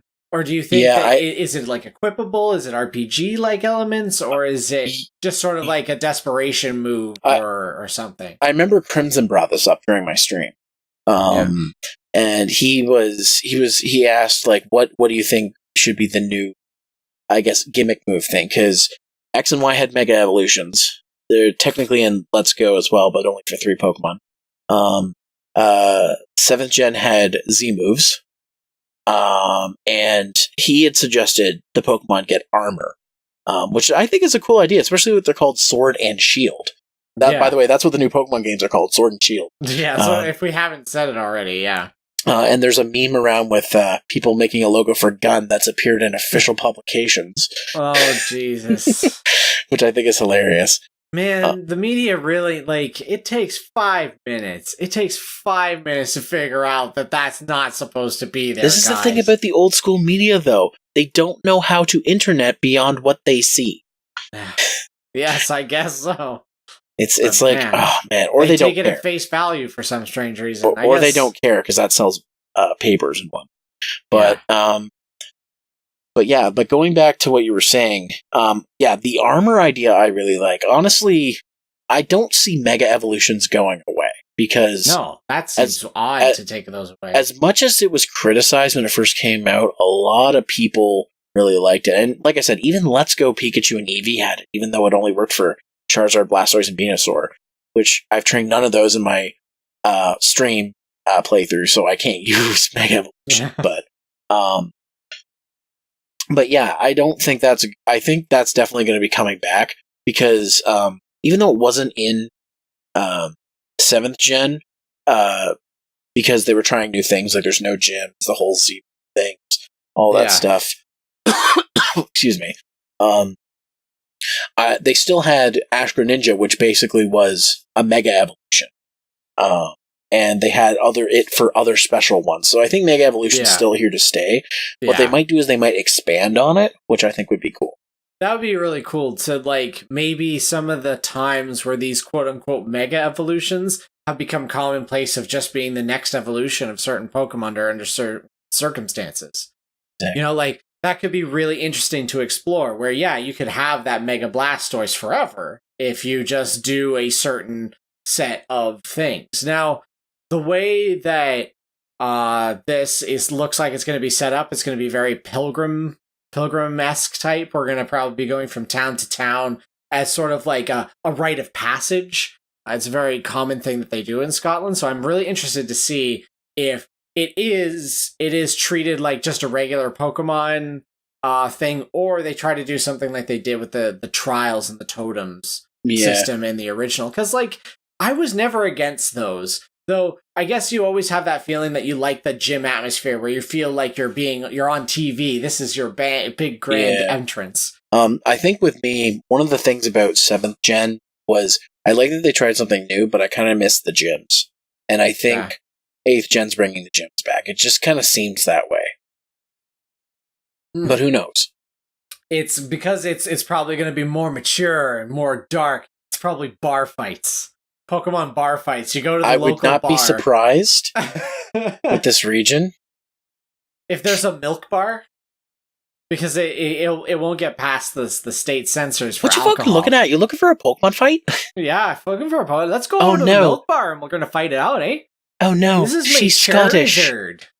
Yeah. I just always think back to that RPM clip. I'm Scottish. Oh man, but is there anything else you want to say about 8th gen?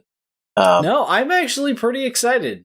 I will probably, like, if I were just on aesthetics, Shield. I'm going to side with the Shield, but I'll wait for more Pokemon to come out and see what exclusives are in which, and then I'll decide on which one I choose. I'm probably getting Sword. Okay, so, if you're getting Sword, then I will grab Shield then. And then we can trade. And then we can trade. One other thing I just want to say is, I'd like them to, if they're going to do,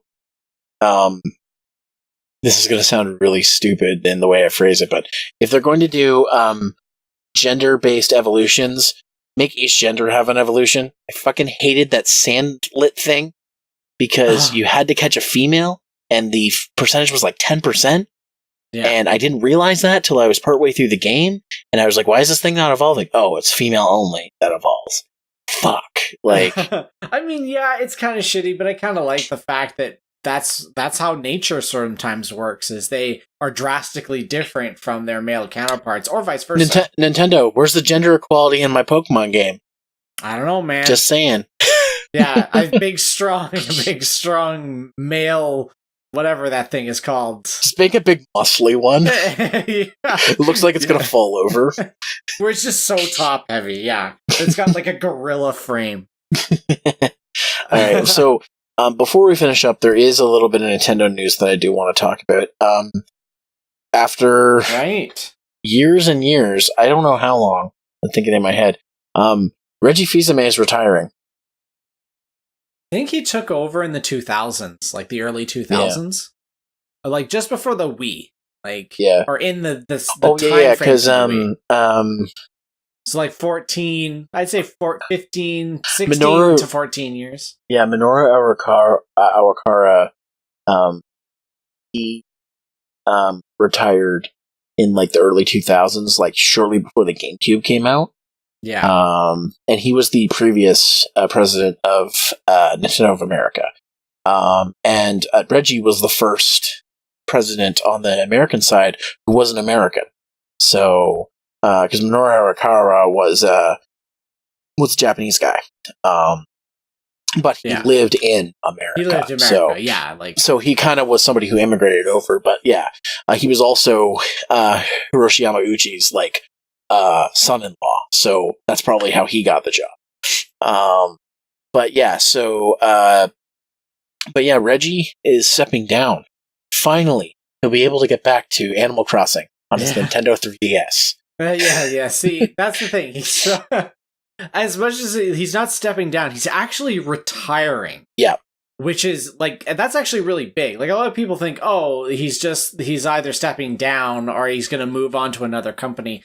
No, he is retiring. He is no longer going to be associated with any product or anything. Nintendo will be his last job. And obviously, we don't have to worry about Reggie. He's going to be just fine. He probably has a lot of money in the bank. So I'm not too sad that he's going off, but I think that's very important because this is what he believes is the high note of his career. Yeah, as long as Mega 64 doesn't try to make a Fisa Mech version 2.0 or anything like that, I think he'll be okay. Hey man, if he did it, so he could actually enter the Smash Brothers tournament. Yeah. So there you go. We're gonna see fighting Reggie. Well, I'm sure he's not gone. He will never be gone. In his video, his send-off video, he basically said, I may be retiring as the president of Nintendo of America, but I'm taking on a new role, Nintendo fan. Yeah. And it's just like, and I, it just starts playing. But I just love that little thing too. That before Smash Brothers came out, he did nothing but play Ridley matches so that he could say for on midnight, like 12:01 when the game came out, he was technically the number one Ridley player in Smash because his game data counted. So yeah, wow. I love Reggie. He has all these little memes about him. I mean, he was the reason for "My Body Is Ready." It's ready, yeah, and then he even referenced that. It. Yeah, well, he actually references almost everything. The only thing that I was really sad about is that his Muppet didn't pop out. Yes. If he had a quick little weird cutaway to him and his Muppet, that would have been really funny to me personally. Which I mean, where are those Muppets? Yeah, that's what I'd like to know. There's one of Iwata, it's and that's the interesting thing too, because a couple years ago when Iwata passed, we got a new CEO of the main company. And now, a couple years later, we're getting a new CEO of the American branch, which is the one. I mean, Nintendo of Canada Limited is a big part of Nintendo, but we really don't. They're not really interactive like Nintendo of America is. They're more representative of things that we care about. Nintendo of Canada Limited is more making the games with the French manuals and shit like that. So, it's just interesting that this era of Nintendo is almost a completely new one because Iwata and Reggie were from this era of Nintendo where innovation really thrived. You've got the DS, the Wii, the Wii U, the 3DS, the Game Boy Advanced, stuff like that, and the Switch, technically. Because I'm sure Iwata had a hand in the Switch somewhere. Because he definitely did. He one of the last recorded things he did with Nintendo was doing some of the final meetings before Pokemon Go became a thing. So he was still involved even up until he passed.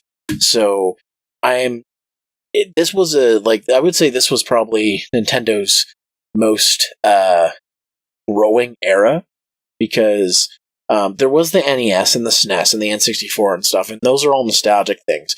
But it wasn't until the GameCube and that they really started pushing for more innovative things. They had thought of doing a motion controller since the GameCube and a touchscreen since the Game Boy Color.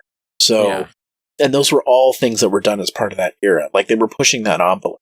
So, and Reggie definitely was. He wasn't just a yes man for Nintendo of America. He pushed for things when the NES Classic was selling out everywhere. and people wanted more of them, he was one of the people to tell the Japanese wing, look, you can't just make this an exclusive. We've got to sell more of these. We're losing money because we're not selling enough of these things because people want them. Like he had pull in the company, like not just from the American branch, and he was respected in the company too. Exactly, and the Japanese branch cared what he had to say. So it's going to be interesting to see what's going to happen, because now the keys to the castle are being left with Doug Bowser. Doug Bowser, yeah. I mean, it's great. I like some of the memes that have come out of it, like just some of the pictures and stuff. But he, like, looking into this guy, like in Nintendo, like I've heard of him, like in the background every once in a while. Then I'm like, oh, I've heard that name quite a bit actually. Like it doesn't seem like out of nowhere. But now looking back and seeing what he's been doing and all the other things, I'm like, man, this guy's he's gonna be like Reggie. He's gonna be hands-on. He's gonna deliver. He may be a little awkward at first, right? Because even Reggie had a sort of awkward charm to him. Like a lot of the times, like his delivery are just like, wow, it feels like you're speaking to me like I'm 5. But I see a lot of people comparing Bowser stepping into Reggie's role, like Tim Cook stepping into Steve Jobs' role. There's going to be some growing pains, obviously, but they have been handpicked for this job because like the person above them obviously sees that they care about it. Yeah. And while I'm not a big Apple fan or anything like that, I respect a lot of the things they make. Tim Cook has done a lot of things that have pushed Apple in the right direction. So as much as people want to fault him for that, and I think that Doug Bowser is a good fit, because if you just look him up, like he's had his hand in a lot of stuff.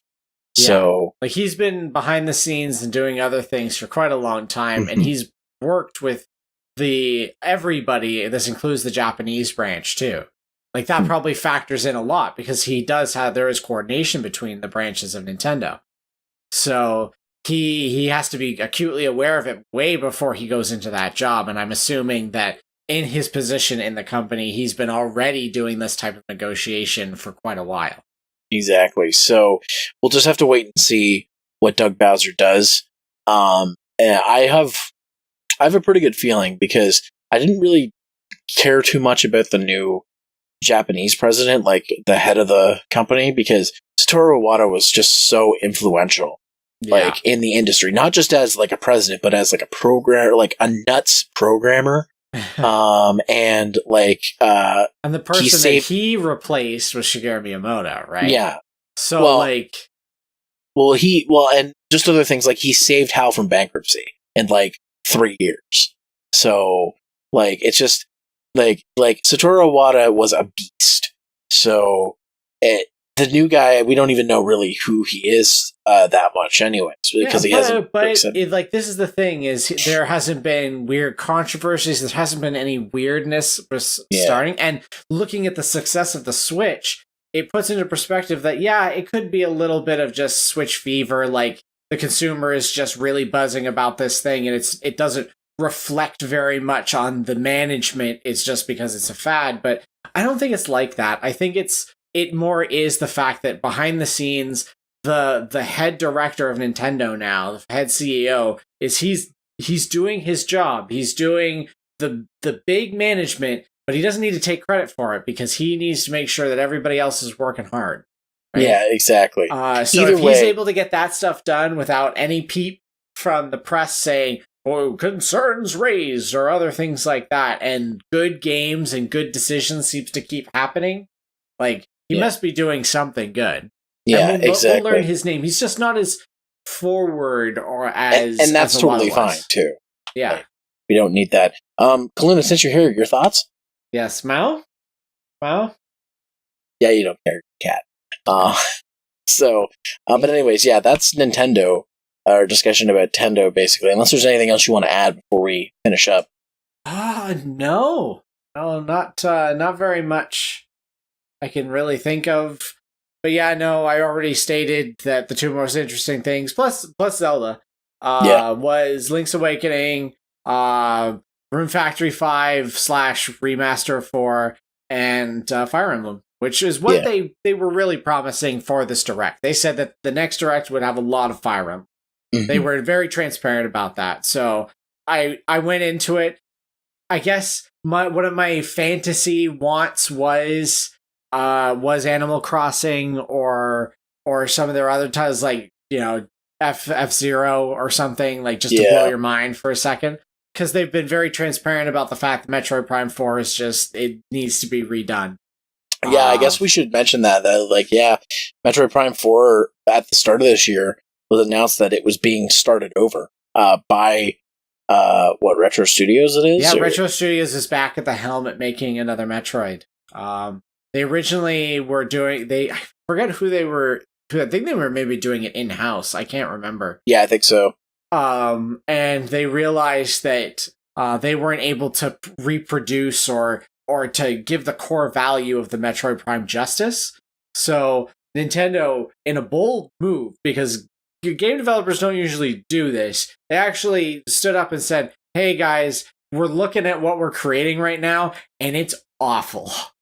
Let us restart and for you to know that it's in good hands, we're going to give it back to the people that originally created the series. And I think that that's such a brave and good, proper statement, because it was I'd ballsy rather for sure. get a good fucking Metroid game than a piece of crap because you didn't know what you were doing, right? Exactly. And then blame it on something else. Like, I've had this discussion with Kirby, but like, I don't think Metroid Other M is that bad of a game. It was just poorly executed on a system that it really shouldn't have been on. Yeah, exactly. And that's the kicker. But regardless of that, I'm glad that Metroid Prime 4 is going down that wire. But yeah, no, Animal Crossing would have been probably the moment for me. A lot of people were surprised that Animal Crossing wasn't one of the things. Like, a lot of people on Twitter, because they've been shilling it out for a while. Like, after the Isabelle Smash trailer, he was like, "Oh yeah, we're working on Animal Crossing." Like, Tom Nook was just like, "Yeah, no, we're working on it." You know what they're gonna do? They're gonna bring Reggie back for one more commercial, like for one of the things, and people will be like, "Reggie, what are you doing?" "I'm not the president anymore. Excuse me, I'm busy playing Animal Crossing on my Nintendo 3DS." But Reggie, it's on the Switch now.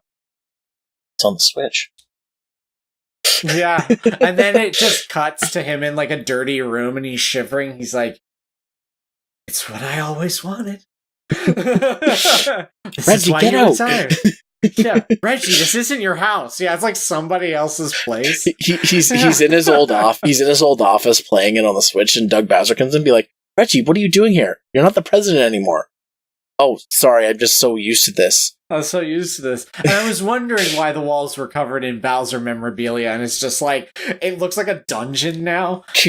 I have a feeling Doug Bowser's gonna, like, just eat all that up. Oh, I hope so. I hope he really embraces it. I really hope he does, like, in a very playful way, because that's why I like Bowser, is, in the end of the day, he's just kind of a goof. He's not really. He doesn't harm anybody. If anything, Mario is the one that starts murdering everybody all the time. And that's the crux. He always just feels like, oh, it's kind of sympathetic. And I will not talk about the Paper Mario Bowser that really gives him a proper personality, that you care for him, that you actually like him. Mm-hmm. And then obviously that was carried over into the Mario and Luigi games too. Yeah, exactly. But yeah, I think that's going to do it for our Nintendo discussion. Let's move on to what we're working on. CJ, it's been a while. Why don't you tell us what you're working on? So I am currently working my way through, or I've finished recording the story mode Dead or Alive 6. Oh boy. It needs to be talked about. And I've started writing my script. I'm hoping to get it done within the week, the script at least. And then I'm going to record some additional footage of online and other things and do sort of like a proper analysis.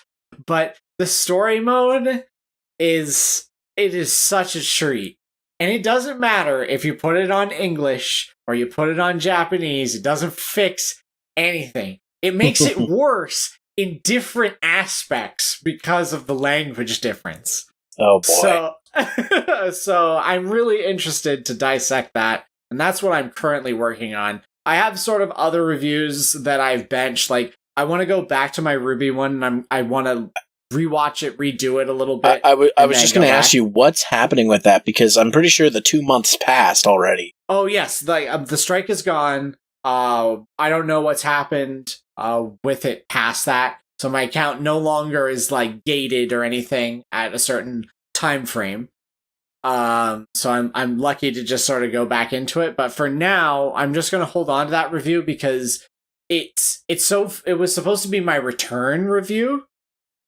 And then I was like, well, shit, a lot of this is it has me talking about returning and wanting to do this more often. I'm like, this would seem really fucking weird for me to do after releasing just a little while ago my Sims review. So I wanted to rework it and redo it a little bit and just sort of change it up. Maybe replay the game a little bit just to sort of refresh my memory and see if I change any of my opinions. Is the other Sims video still happening? Oh, what, The Sims 4? Oh, yes. That footage is aside for a rainy day. Oh, okay. That is one of those videos that when I'm getting into a rhythm of making content again, that it will be one of those ones where I have no ideas or it's just something really, really bland. I'll search for that wonderful footage of player boy Zeromaster going out on a rampage. Oh, boy. His lineage is everywhere, guys. It's everywhere.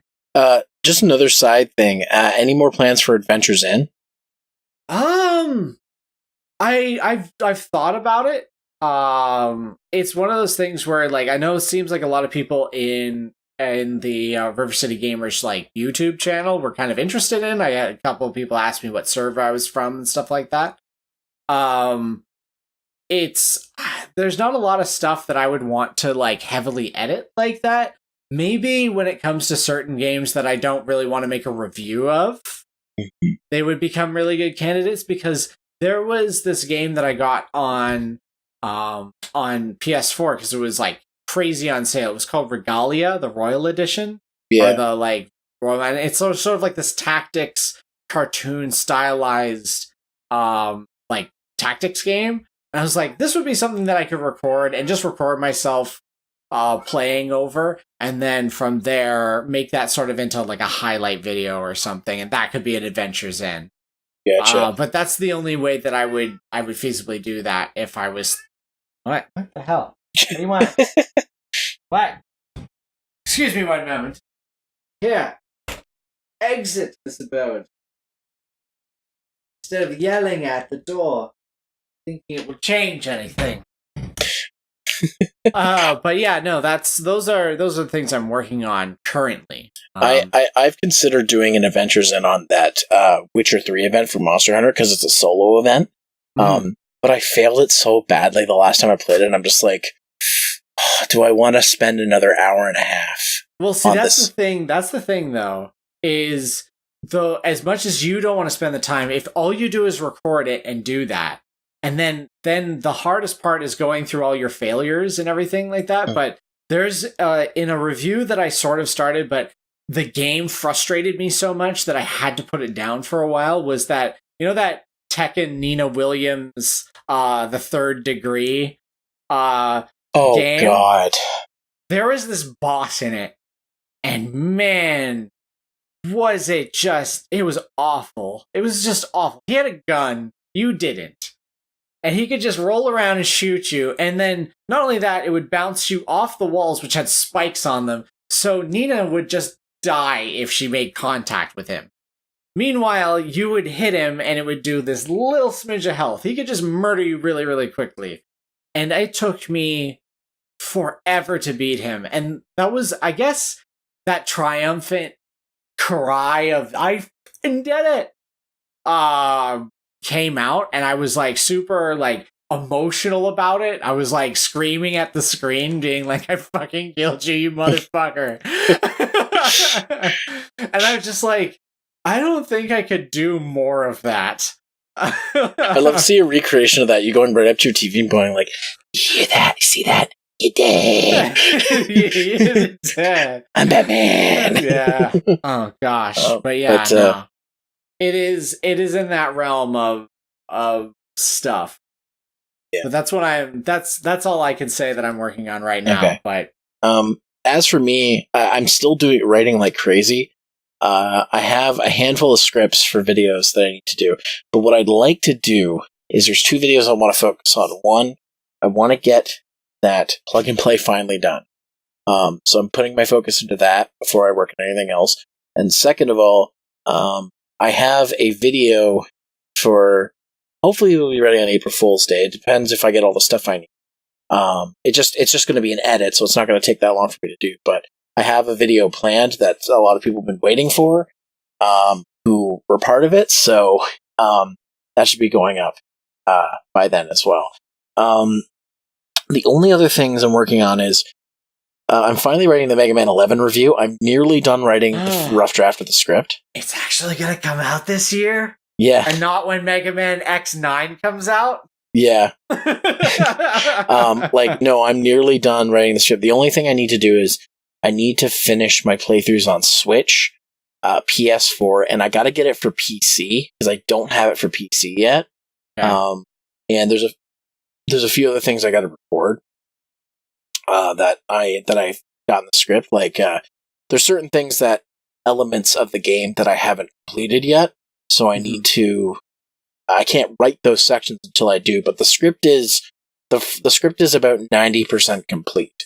I'm also going to get second opinions on it to make sure I'm not missing anything. So our friend Brenna Kirby is going to look over it, for example, to make sure I'm not missing anything. I'll probably pass it to you and other people to see, if just to make sure I haven't missed anything. Because that game is like there's a lot more in the game than you think when you think about it. You think, oh, Mega Man, this is Mega Man, but no, there's.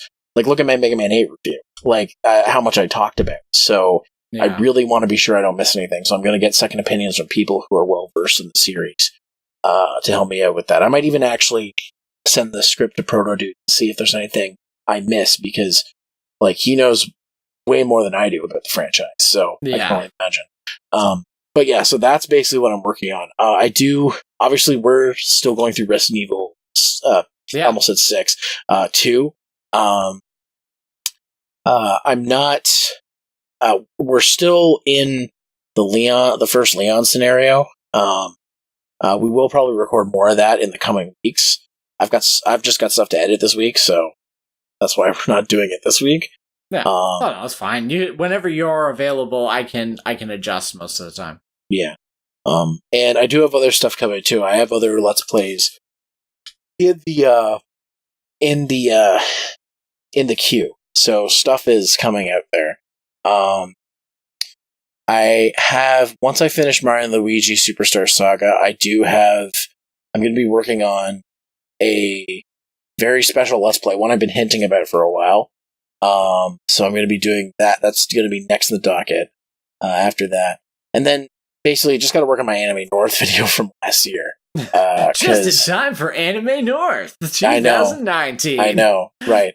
Which we will be at, and doing panels. Hopefully, I got a weird email saying finger that system is a wonderful thing. Well, see, I got a 1-word email back about it, and I'm like, okay, like Thanks. They're not approved yet, so I don't know what's happening. It says, I'll look into it or something. It's like fucking weird, but. It's like automated for some strange reason. But that's basically what I'm working on. CJ, where can people find you? You can find me anywhere where you can type in Canadian Jutsu, most likely. So YouTube /Canadian Jutsu, but you're going to have to be a little bit more tricky with that. Usually if you look in the search bar, you can quickly just type in Canadian Jutsu, all one word, and it will bring you to either my gaming channel or my review channel. Or my bridging channel, sorry. On Twitter, Canadian Jutsu. On Twitch, Canadian Jutsu. On Facebook, Canadian Jutsu. On Tumblr, Canadian Jutsu. On Instagram, it's Canadian Jutsu. Oh, you have an Instagram? I do, but I think I have a picture of Kaluna on it. That's it. So if you enjoy Cat, if you enjoy this, I'll bring it here. It doesn't want it, but it's getting it. Yes, meow. Kaluna, where can people find you? Put me down. Got it. Okay, so guys, again, that's Kaluna's Instagram. Yeah. Just yeah, that's it. I can't spell it out. But now that they know where I am, where the hell are you on this space? I guess that image will just come up. Yeah. That says, here. You can find me on Facebook at Zeromaster fan page, Twitter at Zeromaster. I stream twice a week on Twitch at twitch.tv/ZeromasterLP, Tuesdays and Thursdays at 8:30 p.m. Eastern Time. As of recording this, I am nearly finished Pokemon Let's Go Pikachu, so come check that out. And then I don't know what I'm going to play next. I'll probably continue on to the other games I need to finish that are partially finished. And I might be able to get back to one that you really want me to get back to on the streams. Yes. Because I have I found a workaround. We'll just say that. So yeah, and also, the review channel where you're watching this, if you are watching the video version or listening to the podcast on Shout Engine, you can find the podcast there, as well as you can find my other reviews on the channel. My Let's Play channel, Zeromaster LP, that's where the gameplay videos are going, including the Resident Evil 2 remake playthrough we're doing. And if you want to support me and this podcast and get some extra goodies as well, back me on Patreon. You can get early access to episodes, little extras like the fuck up from episode 24 when CJ couldn't remember the intro to our podcast. Because I never say it. Even though he makes fun of me for forgetting it all the time. Well, because you made it up and you always change where we're from.